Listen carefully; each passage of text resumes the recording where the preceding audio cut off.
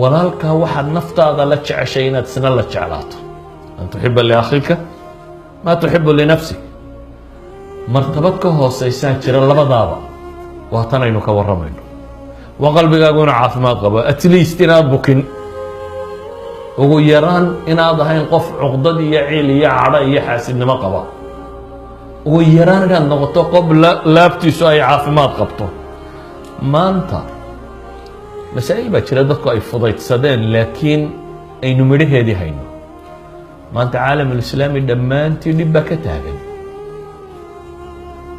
ma aha inuu dadka ka xoolo yaryahay ma aha inuu dadka ka caqli yaryahay ma aha inuu dadka ka hubi yaryahay waxaasoo dhan maaha ilaa nuclear weapon bay haystaan laakiin waa maxay xaqiiqada jirtaa waxa weeyaan waa inay laabuhu bukaan dabeetana ninba nin rabo inuu reebo ninba nin uu rabo inuu ku ciil baxo midba miduu bagaleeyay jabkiisa mujtamac noocaasina afraad ahaanna ma guulaysto midhmidh uma guulaysto koox kooxna uma guulaysto dowlad ahaanna uma guulaysto walidaalika caalamulislaami waxa yaalla waa urxumada muslimiinta dhex taalla ayaa midba mid reebaya meel kastoo dagaal ka dhacayo gaalada qaar baa la safan qaar baa dhan kale u safan dhammaantood baa colaada iyo urxumadu dhex taalla dad badan oo maanta muslimiina waxay ku dhawaaqayaan war hala midoobo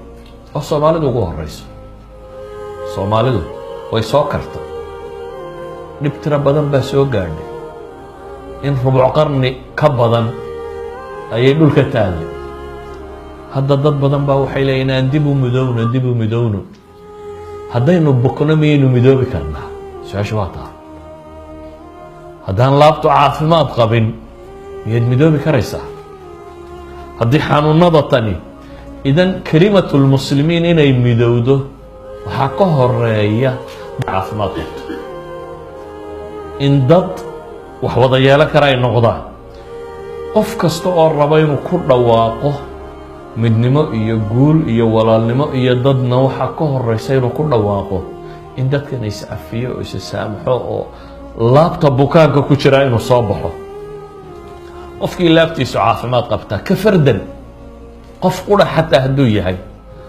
wuxuu seexdaa isagoo caafimaad qaba isagoo aan noloshiisu warwariyo tiiraanya lahayn isagoo aan laabtu huraynin dadka badh baa waxay seexdaan iyagoo cadho la gamila maalinba warka yare uu soo maqlo ama fadhidu ku-dirarka inta laga lahaa hurdadaba ka qaadaa isagoo ciil qabu sariirtiisa tagaa haddaba waxaan leenahay qofku hadduu calooshu bukooto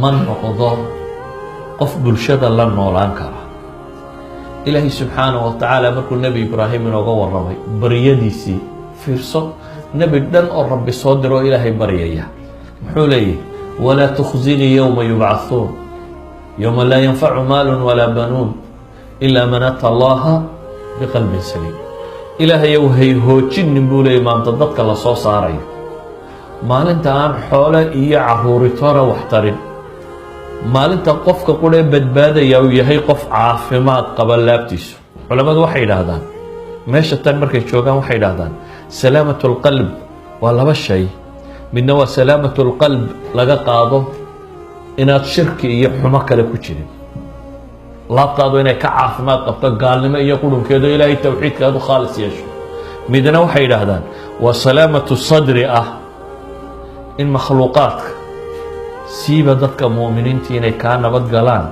oo aanad maxay wax laabxumo iyo dhib aanad u hayn walidaalika nebi ibraahim ilaahay qur-aanka markuu ammaanayey waxaa la yidhi waina min shiicatihi laibraahim id jaءa rabbahu biqalbin saliim nebi nuux kooxdiisa waxaa ka mida baa ilaahay yidhi dadka jidkiisii haya nebi ibraahim baa ka mid a id jaءa rabbahu biqalbin saliim baa ilaahay yidhi markuu rabbigii ula yimid qalbi saliima idan ayuha alaxiba in qalbigaagu caafimaad qaba aday kuu tahay caafimaad qab ولذلك aakhiro dadka jannada ku jira nicmaysanaya xanuunka ilaahay wuxuu qur-aanka inoogu sheegay inay ka caafimaad qabaan. macnaheedu waxa weeyaan nicmadii jannada inaanu dhadhaminaynin qofka laabtiisu ay nooca kan tahay. saa daraaddeed baa ilaahay wuxuu leeyahy haddaabay dhacday in dhibi jirto janno ilaahay u qoray kuwa laga siibaa buu noqonaya. wanazacnaa maa fii suduurihim min ghill ikhwaanan calaa sururin mutaqaabiliin. waxaanu ka siibnaa baa ilaahay yidhi wixii laabtooda uun xumo ku jiray, wixii xumo ku jiray. macnaheedu waxa weeyaan saaxibu nicma maaha qofka laabtiisu bugtaa, xataa fi dunya markaa kuma aha. haddaad rabto ahlu jannu siday u nool yihiin oo kale inaad u noolaato adoo adduunka jooga, noqon maxay mid laabtiisu caafimaad qabto. ahlu jannaha ilaahay wuxuu ku tilmaamay wahuduu ila ayibi min alqowl. war xunba ma maqlaan, halkan war xunoo badan baad maqli, laakiin waxaad u baahan tahay inaad laabtaada ka shaqayso. markaan dib ugu noqonno saxaabadii ansaar iyo muhaajiriin, ilaahay qur-aanka uu ku ammaanay. muhaajiriinna waa la ammaanay, ansaarna waa la ammaanay. ammaantooda u noqon maayo. ilaahay wuxuu kaloo ammaanay kuwii iyaga raacay. ansaar iyo muhaajiriin kuwii raacay, kuwa raacay maxaa u calaamada? ilaahay subxaanaه wa tacaala laba shay buu ku tilmaamay. mid waa inay rabbigood baryayaan oo ku xidhan yihiin. wاladiina jaaءuu min bacdihim yaquuluun, kuwii saxaabadaa dabadeed yimi waxay odhanayaan baa ilaahay yidhi rabbana اغfir lana waliikhwaanina aladiina sabaquuna biliimaan. ilaahu noo naxariisa annaga iyo walaaladii naga horeeyey iimaanka naga horeeyey, muslimiintii hore dhintay. walaa tajcal fii quluubina gila liladiina aamanuu. inta mu'minka ee ammaanta joogta ama iman doontana ilaahu laabtayada xuma ha u gelin. gilan bay leeyihin culamaa alusuul aw culamaa luga waxay yidhaahdaan nakira fii siyaaqi nahyi tacumu bay yidhahdaan. hadday nakirada hayru macrifa shay ah hadduu ku soo arooro siiqo nahyi uu ku jiro, laa tajcal fii quluubina gila, way caam yeeshaa. macnuu waa maxay? waxa weeyaan ilaahow gilli mid yar iyo mid weyn, mid muuqda iyo mid aan muuqan, gilli dhammaantii rabbow naga ilaali bay leeyihin. haddaba ayuha alaxiba, haddii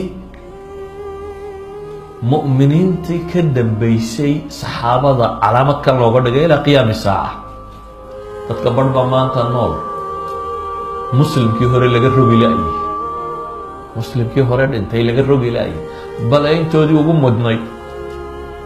somaydan maqal qaar abubakar iyo cumar iyo caaisha iyo saxaabadii nebi maxamed iyo maxaa la yidhaahdaa saxaabadii uu ka hadlaya wax ka sheegaya.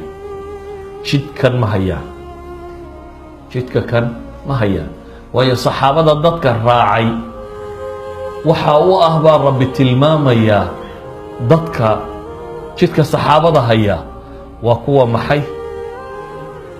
aan qalbigooda xumo ku jirin, isla markaana ilaahay u baryaya kuwii ka horreeyey. kuwii ka horreeye nacdalaya waa maxay? ahlu naarka ilaahay wuxuu yihi kulamaa dakhalat ummatun lacanat ukhtaha. qola markay naarta gashaba tii kale naarta gashay ayay nacdashaabaa rabbi subxaanaه wa tacaala uu ku tilmaamaya.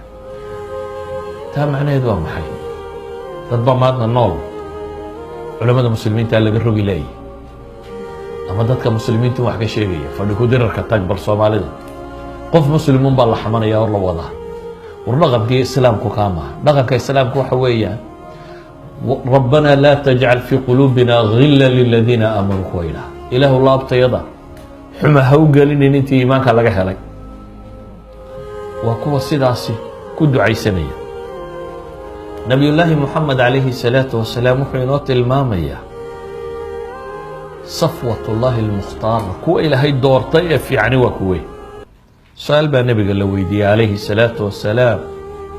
xadiid ibnu maaja iyo bayhaqiba fii shucab aliimaan warinaya, sheekh albaabina saxiix ku tilmaamay. qiila lirasuuli illaahi sala allahu alayh waalih wasalam ayu nnaasi afdalu? qaala kulu makhmuumi اlqalb saduuqi اllisaan. qaluu saduuqi اllisaani nacrifuh فما مخموم القلب قال هو التقي النقي لا إثم فيه ولا بغي ولا غل ولا حسد. nabiga calayhi الsalaatu wasalaam waxaa la weydiiyey dadka yaa u mudan, dadka yaa u fadli badan, yaa mudan, yaa la horaysiin. wuxuu nabigu ku yihi kulu makhmuumi اlqalbi saduuqu lisaan. labadaas sifa ciddii leh. saxaabadii waxay yidhahdeen garanay saduuqu lisaanka, carabkiisu ninuu run sheego, runta laazima. beentu waa calaamadda munaafiqiinta iyo gaalada lagu garto. inamaa yaftari اlkadib aladiina laa yuuminuun. intaan ilaahay rumaysnayn baa beenta sheegta baa ilaahay yidhi, beenta abuurta. munaafaqa markii laga warramayana waxaa la yidhi idaa xadaa kadab. saddexdii calaamadood ee munaafiqu lahaana waxa weeyaan hadduu warramayo been buu sheegaa. idan sidqu lisaan waa simat lmu'min.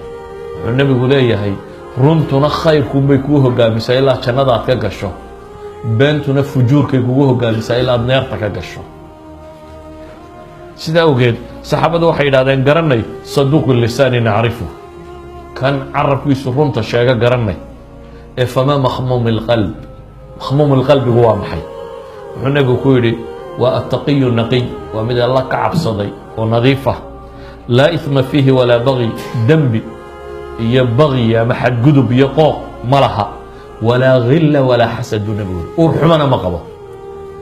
waa nin alla ka cabsada oo nadiifa buu nebigu ku tilmaamay. ka alla ka cabsadee nadiiftii waa maxay? waa mid aan macaasida dhumban, dulmigana samaynin, laabtiisuna ay nabad qabto oo gil iyo xaasidnimo ay ka nabad qabtaa buu nebigu tilmaamay.